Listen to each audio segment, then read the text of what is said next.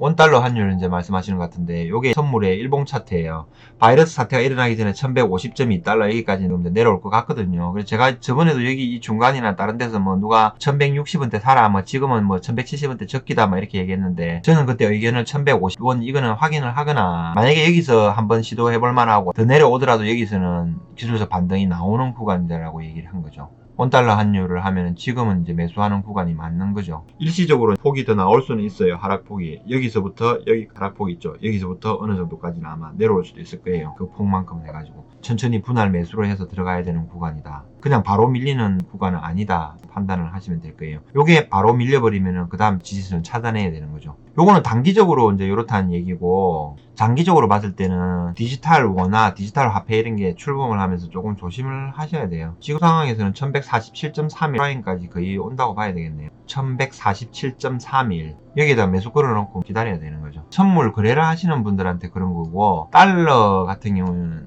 목적이 뭐냐면은 우리나라 경제 위기가 오거나 급박한 상황이 생기면은 달러 현금이 필요로 하는 거죠. 대표적인 게 북한도 2009년도 화폐 개혁하면서 작살이 났잖아요. 그러면서 북한 내에서도 달러가 쓰이거든요. 위안하고 달러 이런 게 쓰이는데 달러가 쓰여요. 북한에서도. 디지털 화폐 때문에 떨어지는 건 아니죠. 지금 이거는 단기적인 국면으로 보시면 되고요. 내년도에서는 이 환율이 어떻게 변화가 될지 몰라요. 디지털 화폐가 나오면서 리디노메이션을 할지, 아니면 화폐개혁만 화폐 혁명 화폐개혁 이렇게 얘기하잖아요. 그러니까 어떤 식으로든 내년에는 큰 변화가 아마 올 거예요. 1147.31 이거를 기억을 하세요. 여기서는 매수 들어가야 되는 자리 맞아요. 제가 볼 때는 무조건 매수 들어가야 되는 자리. 전체 상승분에서 38.2%까지 내려오면 이게 무조건 되돌림 나와요. 1147.31 여기서는 저도 들어가야 되겠습니다. 매수 받쳐놓고 기다리는 거죠. 여기서는 깨져가지고 내려가더라도 무조건 여기서는 수익 구간 주고 나올 정도는 나와요. 하락세가 맞습니다. 네, 위안화도 같이 강세가 되니까 지금 이제 이렇게 되는 거죠. 위안화하고 동조화 현상이 나타나는 거니까. 우리나라 경제가 굉장히 어려운데 상대적으로 전 세계적으로 유럽하고 이런 나라들이 워낙 개판이니까 우리가 그나마 버티고 있다고 생각을 하시는 게 아마 그게 정답일 거예요. 제가 볼 때는 그렇습니다. 뭐 1200원이든 1240원이든 뭐 이렇게 해서 계속 지속적으로 보유를 하고 있는 거죠. 저 같은 경우에는 그 메트라이프에서 하는 달러 보험 있잖아요. 상당히 들어가요. 저번에 어떤 댓글에 보니까 제가 보험료 한 달에 1000만 원 정도 들어간다니까 이제 못 믿겠다는 듯이 이제 얘기하는 건데, 못 믿는 사람도 있겠죠. 자기 기준이나 그런 기준에서 이제 얘기하는데, 메트라이프에서 달러 보험 들어가는 게 있어요. 그게 한 600만 원 정도 들어가요. 나머지가 이제 가족들하고 들어가는 게 이제 한 3, 400 정도 들어가는 거고. 그 가격대가 지금 들어간 지 한 16개월, 18개월, 17개월, 15개월 되는지 모르겠어요. 계속 들어가니까 매달. 거의 높을 때부터 해가지고 지금 막 들어간 거죠. 좋은 게 뭐냐면은 미국이라든지 외국에 나가서도 달러 현금 인출이 가능하대요. 2만 불씩. 그것 때문에 한번 넣고 있는 거예요. 환율이 떨어지면 떨어질수록 원화가 강세면 강세할수록 수출하기가 굉장히 불리하거든요. 마냥 떨어진다고 좋은 거 아니에요, 지금. 유로화도 고점수 내려오려고 기웃기웃하고 있어요. 유로화는 제가 거의 뭐 안 보니까 잘 모르겠습니다, 솔직히. 차트나 이런 거를 보면은 보고 이렇게 하겠죠. 유로는 제가 거래를 안 하고 거의 안 보기 때문에 잘 모르겠습니다. 통화까지는 해외 선물에 전부 다 상장이 돼 있는데 여기까지는 아직 못 보겠어요. 달러 인덱스 이것도 차트 보려고 하면 IC 거래소에 한 달에 한 번은 거래해야 되거든요. 그래야 이 차트가 열립니다. 안 그러면 안 열리기 때문에. 지금 이것도 강세네요. 상승이라고 봐야죠. 76.4%, 61.8%도 안 오고 지금 이 정도로 간다는 건 지금 추세 상승이죠. 1.16978 이 정도면, 1.17 이 정도면 다시 매수죠. 여기서는 치고 간다고 봐야 되는 거죠. 아까 달러 인덱스하고 반대로 가는 거 아니겠어요? 그렇다고 봐야 되지 않겠습니까? 반대로 가네요. 달러 인덱스를 구성하는 6개 통화 중에서 유로가 차지하는 비중도 굉장히 크니까 그렇게 된다고 보는 게 맞지 않겠습니까? 이 통화라든지 이런 것까지 어떻게 우리가 예측을 하겠습니까? 수십조, 수백조, 우리나라 돈으로 수천조의 자금들이 왔다 갔다 하는 그런 시장인데, 디지털 화폐 있잖아요. 이게 지금 최근에 뉴스 한번 보면은 디지털 화폐라고 한번 검색을 한번 해보세요. 그러면은 한국은행 내년 가상환경서 중앙은행 디지털 화폐 시험 유통 이렇게 나왔죠. 2일 전에 나온 거예요. 한국은행 내년 디지털 화폐 실험 유통 나선다 나왔죠. 디지털 화폐 시대 오나 지금 엄청나게 빠르게 지금 진행이 되고 있어요. 글로벌 이슈 디지털 위안화 거래 벌써 2천억 돌파. 중국 달러 패권의 맞짱. 중국 디지털 위안화 장난감 자판기 등의 대중화 날개 이런 식으로 해가지고 디지털 위안화 관련 뉴스들이 나왔어요. 여기 중에서 이제 제가 읽어볼 만한 거 몇 개 이제 추려봤거든요. 이거 한번 보시면 돼요. 디지털 위안화 중국에서 지금 시험 운영을 하고 있어요. 거래 벌써 2천억, 중국 달러 패권에 맞짱 이래야 되는데, 헤드만 보시면서 일단은 감을 잡으시면은 요런 거 읽어보시면 이제 와닿을 거예요. 한국은행 말 디지털 화폐 시중 유통 초읽기. 이게 10월 7일 날 나온 뉴스거든요. 일본 자민당 일본 디지털 화폐 도입 시급 해가지고 나왔고요. 9월 29일 날 뉴스예요. 일본도 디지털 화폐 도입이 시급하다. 실제로 지금 다 거의 뭐 연구를 하고 준비가 거의 끝난 상태예요. 유럽 중앙은행 디지털 유로 발행 심청 검토, 유럽도 마찬가지고요. 그러니까 한국만 그런 게 아니라 지금 뭐 일본, 뭐 미국, 유럽 뭐 전부 다 한다는 거예요. 위안, 달러, 유로까지 디지털 화폐 전쟁 시작. 요 정도로 보면은 어느 정도 감이 잡힐 거예요. 어제 나온 뉴스거든요. 한국은행 내년에 현금 유통하듯 중앙은행 디지털 화폐 시험 유통. 기존의 종이 화폐 플러스 디지털 화폐 해가지고 중앙은행에서 발행하는 화폐가 나오는 거죠. 이런 상황들이 굉장히 이제 많이 진행이 되고 있다라는 게 최근 뉴스들이 이제 나오는 거죠. 그럼 과연 디지털 화폐가 나오면 이제 어떻게 이게 세상이 이제 변화가 되고 막 이렇게 될까 하는 이런 부분들을 고민을 하고 우리는 뭘 준비를 해야 되냐 생각을 해야 되거든요. 지금은 중국이 디지털 위안화 해가지고 디지털 화폐 발행하는데 굉장히 앞서가고 있거든요. 그러니까 중국에서 어느 업종에서 어떻게 국민들 실생활에 어떻게 적용이 되는지 우리는 뭘 준비해야 되는지 이제 계속 뉴스를 보고 어느 정도 감을 잡아내야 되는 거예요. 그거 말고는 이 뭐 답이 없어요. 중국 한번 볼게요. 지금 디지털 위안화 거래를 벌써 2천억 정도 했대요. 중국 중앙은행에서 발행하는 법정 화폐래요. 돈이고 스마트폰에 현금처럼 저장한다. 익명성이 있지만 추적도 가능하다. 중앙은행에서 발행한 디지털 화폐는 이제 추적이 가능한 거죠. 그리고 일반 비트코인이라든지 밖에서 쓰는 암호화폐 이런 거는 추적이 이제 가능하지 않는 그런 걸로 제가 알고 있어요. 그러니까 요거에 대한 문제점도 굉장히 통제 사회가 되는데 그런 거에 대한 우려가 굉장히 많습니다. 보시면 선전, 수저우 등서 시범 운영, 거래 규모 벌써 11억 위안 이렇게 된 거죠. 3년 뒤엔 화폐의 30에서 50%를 대체를 한대요. 그러니까 디지털 위안화가 출범하고 난 다음에 3년 안에 30%, 50% 정도가 대체가 될 거다라고 예상을 하는 거예요. 우리나라가 내년에 디지털 원화, 디지털 화폐가 발행이 되잖아요. 내년에 시범 운영하거든요. 중국은 이미 하고 있는 거고. 그러면 향후 내년부터 해가지고 한 3, 4년, 중국에서 3년 뒤에 뭐 이렇게 얘기하면 한국은 늦게 출발을 했으니까 오히려 2년이나 안쪽에 같이 맞춰 나갈 수도 있는 거거든요. 그러니까 대비를 철저하게 하셔야 돼요. 지금은 현실로 다가온 거니까 이걸 보면서 공부를 하셔야 되는 거예요. 그러니까 종이 화폐가 점점 없어지면서 디지털 화폐로 지금 체인지가 되는 거예요. 그 사이에서 화폐 단위가 너무 크니까 리디노미네이션을 같이 할 수가 있는 거예요. 우리나라 같은 경우에는. 그 가능성이 충분히 높다니까요. 그러니까 이런 사례들을 보면서 우리가 계속 공부를 해야 돼요. 아니면 그냥 뭐 상상 속에서 우리가 대처를 할 수밖에 없으니까. 그 다음에 중국 당국 국제표준 지위 야심 돼 있고 1대1로 국가부터 통용 계획이다. 시범 운영 중인 중국 디지털 화폐 이렇게 나온 거죠. 요 사진 한 장이 이제 굉장히 잘 나온 거예요. 중국 디지털 위안화 개요 현황 4월부터 선전 등 주요 도시에서 시범 유통 돌입했다. 9월 10월 됐잖아요. 그럼 이미 이제 5, 6개월 정도는 이미 시범 유통을 돌입을 한 거예요. 특징 인민은행이 발행하는 법정 디지털 화폐다. 운영 인민은행 총괄 4대 국유 상업은행 및 3대 이통사가 유통한다.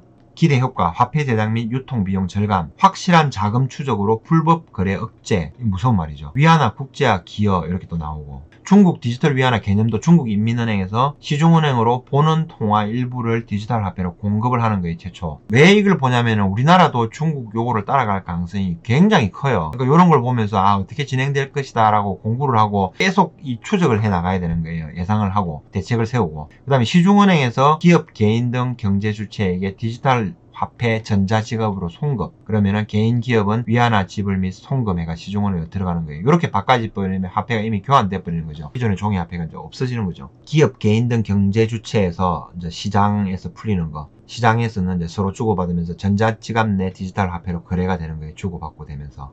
그 다음에 이통 3사와 은행이 공통으로 디지털 화폐 유통 지원된다. 이렇게 나온 거예요. 다가오는 중앙은행 전자화폐 시대 상업은행의 위기 오나 이렇게 해가지고 나와 있는 것도 최신 나왔거든요. 10월 5일날 환경 비즈니스 뉴스예요. 요 내용이 중국 여기서 보면은 나오는 건데 그러니까 시중은행이 없어지지는 않을 건데 마찬가지죠. 관리 감독을 하고 그 다음에 2단계 정도 검증을 거치고 하려고 그러면은 우리나라 같으면 한국은행에서 이제 시중은행 있죠. 이 디지털 화폐를 공급을 하겠죠. 일종의 하고 난 다음에 개인이나 기업 주체 등한테 갈 거예요. 글로벌 결제 통화 비중에서 위안화가 지금 차지하는 거는 1.79%밖에 안 돼요. 2020년 5월 기준으로. 여전히 미국 달러가 40.88% 많고 그 다음에 유로 42.91, 파운드 6.75, 엔화 3.53, 스위스 프랑이 1.86 이렇게 돼 있는 거죠. 우리나라도 이런 반일이 끼면 얼마나 좋겠습니까? 그렇게 돼야 이제 선진국이라고 얘기를 할 수가 있는데 호주 달러, 홍콩 달러, 싱가포르 달러도 이제 국제 결제 기준에서 글로벌 결제를 하고 있는데 우리나라는 전혀 안 되고 있는 게 안타까운 거죠. 뽕에 빠져 있는 거죠. 너무너무 안타까운 거죠. 그러니까 위치를 정확하게 파악을 하고 현실을 인식하면서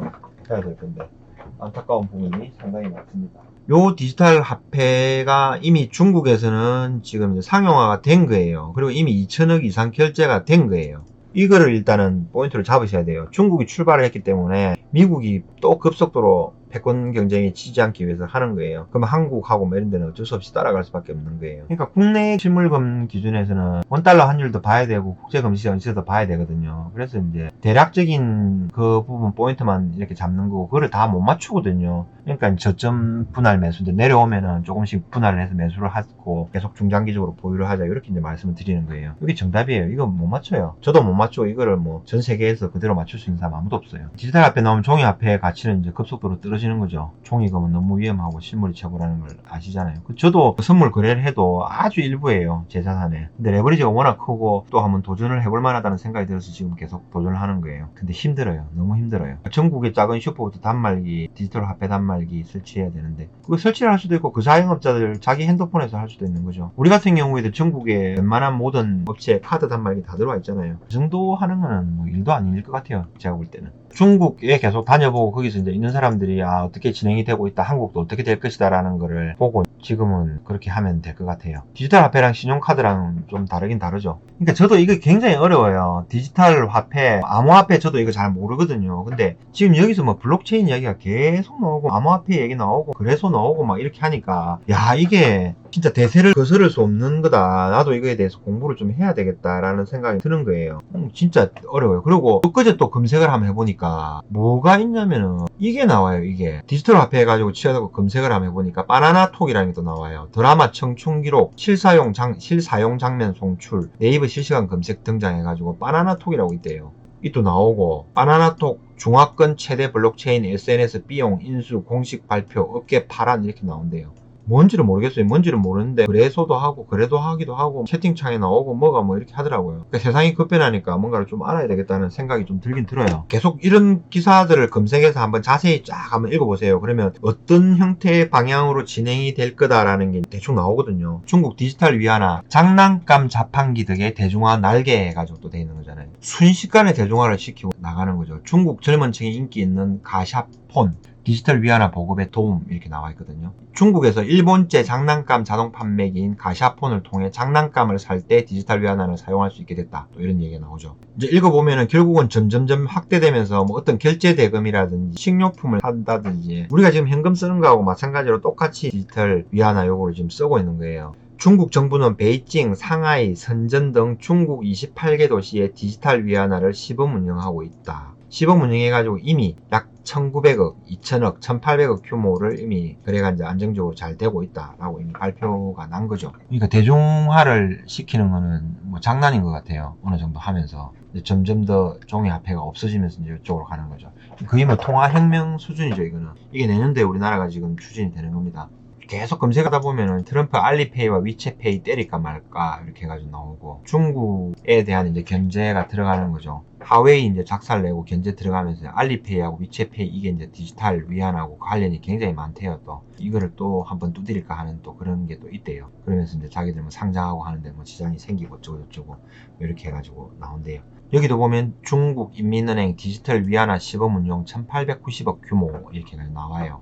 주요 사용처는 물품 대금 지급, 식음료 서비스, 교통, 쇼핑, 공공요금 지급에 쓰였으며 사용 사례는 6,700건이 수집됐다. 소주시의 경우 공무원, 교통비 수당의 일부가 디지털 위안화로 지급되기도 했다. 이런 게 결국은 나중에 우리나라 디지털 원화, 내년에 디지털 화폐가 나오면은 이런 식으로 된다는 얘기예요.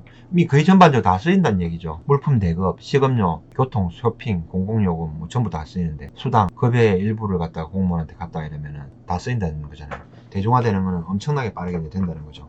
이제 저는 고점을 돌파를 했으니까 꾸준히 지속적으로 이제 상승을 한다라고 생각을 하는 거고요. 오히려 달러화가 몰락을 하면서 금값이 폭등되지 않을까 하는 이제 그런 두려움이 있는 거고요. 실제로 못 올라타면 어떨까 하는 그런 두려움이 있는 거고, 그 다음에 달러 강세가 되든 어떻게 되든 해가지고 저번처럼 이렇게 폭락하는 사태가 벌어졌다. 그러면은 실물금이라든지 실물언들은 프리미엄을 붙여서 오히려 안 파는 결과가 생긴다. 이런 현상이 생겨버리는 거죠. 저 같은 경우만 해도 최근에 실버바 위탁 매매를 통해서 받은 물건들이 꽤 많거든요. 106만원에서 110만원 70만원 정도에 받았어요. 제가 손님한테 매입해가지고 위탁 구매하는 가격 기준으로 받았거든요. 얼마 전에 가격이 이렇게 급락을 하면서 떨어졌잖아요. 그 밑에 가격이 떨어졌거든요. 저도 위탁 매매할 때 실버를 전부 다 걷어들이라고 그랬어요. 안 파는 거라. 제가 매수한 단가 이하로 만약에 폭락을 하고 더 60만원 70만원 내려갈 것 같다 그러면 그때서라도 저는 손해를 보고 던져야 되거든요. 근데 아직까지는 저 같은 경우에는 자신감이 있어요. 그렇기 때문에 안 팔아요. 제가 조달한 단가 이하가 내려오잖아요. 가격이. 그러면 안 팔아버린다니까요. 이런 현상이 전 세계적으로도 실물 시장에서 일어나 버리는 거라. 금에서도 마찬가지죠. 일정 금액 이상으로 내려가 버리면 안 파는 건데요.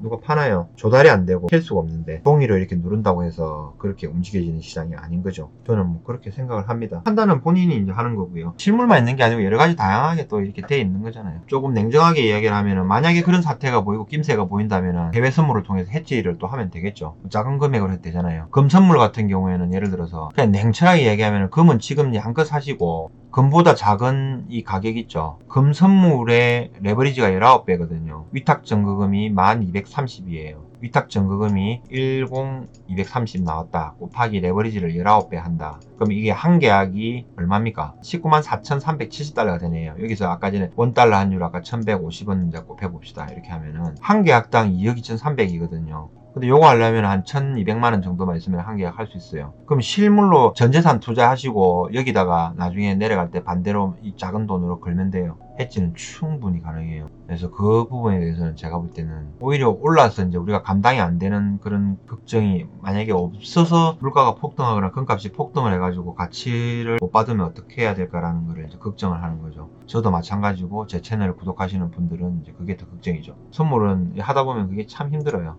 요거 디지털 화폐가 나오게 되면 어떤 식으로 된다라는 게 이해가 되셨죠? 중국에서 4월 달에 해가지고 지금 운영을 하고 있어요. 화폐를 디지털 위안화를 발행해가지고 움직였는데 주 사용처는 뭐 물품 대금, 식음료하고 모든 사회 전반적인 부분에서 현금을 대체하고 있다 이렇게 생각을 하시면 되는 거고요. 내년에 우리도 부활주자로서 따라가게 된다라는 거를 아시면 되겠습니다. 아까 보셨듯이 유럽은행도 디지털 유로 발행 심청 검토, 일본 디지털 화폐 도입 시급, 미국 재무부 중앙은행 CBDC 블록체인 혁신 포용해야 해가지고 미국, 일본, 유럽 뭐 할 것 없이 중국하고 다 한다는 거죠. 우리나라도 어쩔 수 없이 해야 되는 거예요. 이 정부 때문에 뭐 디지털 화폐가 나온다 이건 절대 아닙니다. 이 부분은 이제 오해를 하실 필요가 없어요. 이거는 어쩔 수 없이 전 세계적으로 받아들여야 되는 거고 이렇게 간다 하는 그거죠.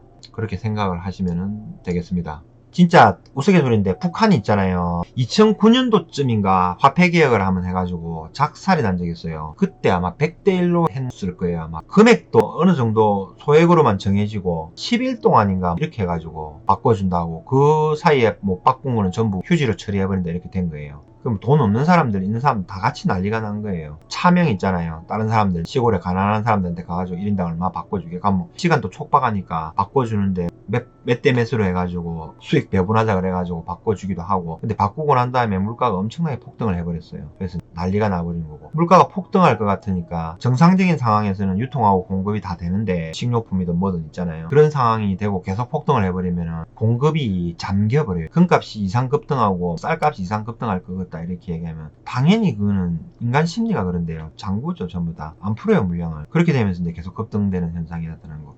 우리나라 지금 최근에 3월달 4월달에 한번 겪어봤잖아요. 이 작은 마스크 있잖아요. 300원 400원 1000원만 하면 700원만 하면 되는 고급 마스크들이 얼마까지 폭등을 하는지 보셨잖아요. 품귀 현상이 어떻게 해서 일어나는지. 그게 전반적으로 모든 분야에 대해서 일어난다고 하면 생각을 한번 해보세요. 마스크 줄 서가지고 매급제로 해가지고 연습 한번 해보셨잖아요. 어떻게 될지도 한번 고민을 해보고 잊어버리지 마시고 항상 기억을 하고 대비를 하고 계셔야 돼요. 어떤 일이 일어날지 항상 생각을 하고 고민을 하셔야 됩니다. 그 다음에 스위스 추커주라는 게 있나봐요. 스위스 작은 나라인데 내년부터 비트코인과 이더리움 납세 가능 및 암호화폐 가상통화 뉴스 와이어 뭐 이렇게 나와 있는 거거든요. 스위스 주커주 정부에서 내년부터 비트코인과 이더리움으로 납세가 가능하대요. 세금을 이거로 받겠다는 거거든요. 그리고 주커주 재정 책임자는 설령 비트코인이나 이더리움으로 세금을 내더라도 스위스 프랑에서 받을 때처럼 우리에게 전혀 위험이 없다고 설명했다. 이 정도 되면은 저는 한 번도 해보지도 않고 뭔지도 아무것도 모르겠지만은 비트코인하고 이더리움 이런 게 제가 가지고 있는 금과 은처럼 이게 자산 가치가 있다는 거잖아요. 암호화폐 잘 몰라서 그렇습니다. 암호화폐 잘 하시는 분들은 피드백 좀 주시고 많이 좀 가르쳐 주세요.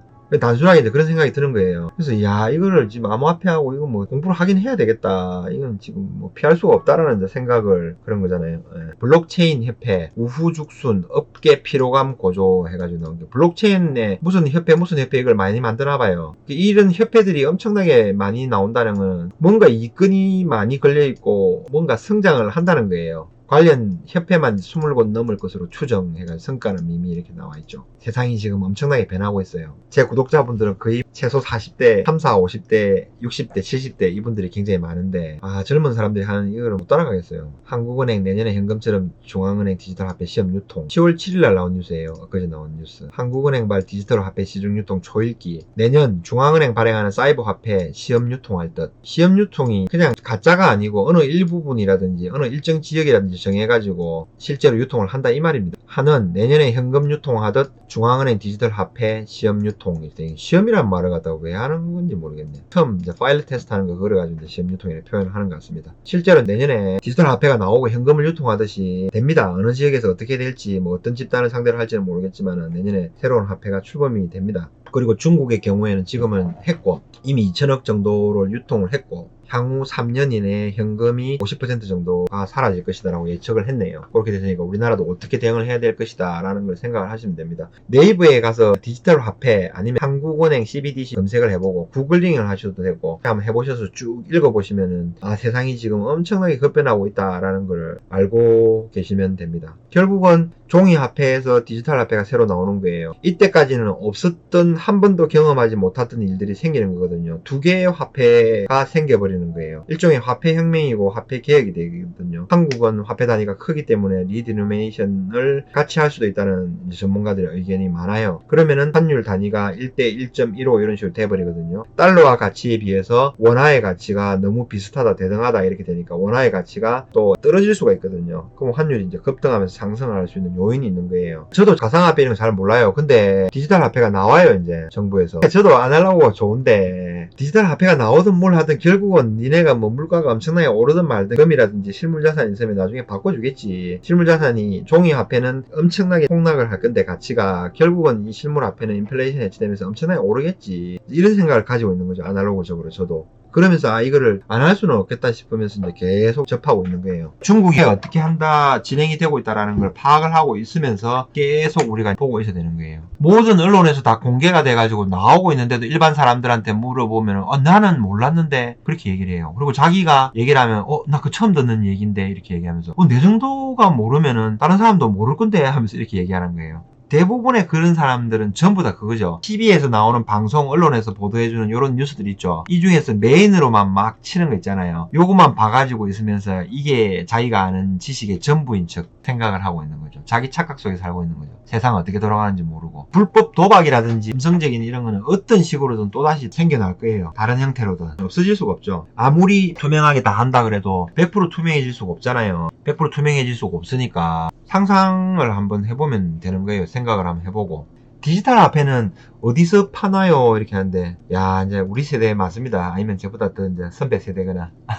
디지털 화폐는 시중은행에서 팔 거예요. 시중은행을 통해서 아마 중앙은행에서 시중은행을 주고 중국 디지털 위안화 개요 해가지고 나오거든요. 중국 인민은행 중앙은행이죠. 우리나라 같으면 한국은행, 한국은행에서 시중은행, 신한은행이라든지 국민은행, 우리은행 있잖아요. 이쪽으로 해가지고 보는 통화 일부를 디지털 화폐로 공급. 보는 통화라는 건 최초에 이제 화폐 찍어가지고 발행하는 거거든요. 발행을 해가지고 가는 거를 시중은행에 이제 가는 거죠. 그럼 이 시중은행에서는 실제로는 여기서 보는 통화를 주잖아요. 돈을 100억을 줬다가 그 100억 중에서 만약에 지급준비금 이 10%라고 가정하면은 10억을 중앙은행에다가 한국은행에다가 예치를 하고 나머지 90억은 신용창출을 해가지고 대출을 해버려요. 아니면 손님들이 예를 들어서 누가 100억을 예금을 했다. 그러면 그 10억은 중앙은행에다가 지불준비금, 지급준비금으로 예치를 해놓고 나머지 90억을 또 대출을 해버리는 거예요. 그러니까 그 90억을 받아가지고 대출을 해가지고 어느 은행에 넣어놓을 거 아니에요. 그 은행에 넣어놓으면 그 사람은 9억은 놔두고 81억은 또 대출을 해버리는 거예요. 그럼 81억을 받았으면 거기서 또 해가지고 10% 남겨두고 나머지 또 대출하는 거예요. 그러면 통화가 신용 창출되면서 급증을 해버리거든요. 시중은행으로 디지털 화폐를 일부를 공급하고 시중은행에서 이제 개인, 기업 등 경제 주체한테 디지털 화폐를 전자지갑 형태로 송금을 한대요. 그리고 개인이나 기업 주체는 위안화 지불 및 송금해가 이렇게 들어가잖아요. 그럼 이 단계에서 이쪽으로 들어갈 때 기존의 종이 화폐들이 시중은행으로 들어가면서 없어지겠죠. 교환이 되겠죠 다. 그럼 새로 발행하는 거 이런 건 이렇게 될 수 있는 거고. 그 다음에 재난지원금이라든지 뭐 기본소득에 대한 얘기도 요즘 많잖아요. 기본소득 자체가 이런 식을 통해서 중앙은행에서 시중은행을 통해서 시중은행에서 각 개인들로 바로 뿌려줄 수도 있는 거고요. 우리나라 같은 경우에는 카드 사용이 많고 실제로 시장 유통이 좀 적긴 적어요. 근데 뭔가 아마 또 큰 변화가 와요. 한국이 베네수엘라가 돼도 이제 금이 살아남는 건 당연한 거죠. 그거는. 그렇게 될까봐 금하고 달러하고 이런 걸 준비를 하는 거잖아요. 북한이 되더라도 금은 살아남아요. 안 뺏기면은. 어떤 환경이든 어떤 상황이든 누군가 이제 폭리취하고 이익을 취하는 사람이 있어요. 우리는 근데 폭리까지는 아니더라도 당하면 안 되잖아요. 당하면 안 되고 이게 디지털 화폐가 나오고 화폐 개혁이 되고 화폐 혁명이 된다 그러면은 은행에 돈 예금 10억 넣어놨다. 금을 10억 들고 있다. 그럼 이 은행 예금 10억은 1억이 되는 거예요. 금은 100억이 되는 거예요. 그러면 누군가는 이 100억이 됐다 그러면은 물론 여기서 왔다 갔다 하는 게 있겠죠. 100억이 됐다 그러면은 우리는 이제 이윤을 뭐 창출을 하든지 수익을 내든지 아니면은 최소한 인플레이션 해지는 되는 거죠. 근데 이 10억을 들고 있다가 1억 값어치밖에 안 되는 있잖아요. 화폐 가치 하락으로 인해서 손실 보는 거 이런 거는 당하면 안 되겠다는 생각이 일단 우선인 거죠. 현명하게 대처하시는 분들은 이제 더 벌 거고요. 오늘은 이만 하겠습니다. 구독해 주시고 시청해 주신 모든 분들께 감사의 인사를 드리겠습니다. 또 들어가세요.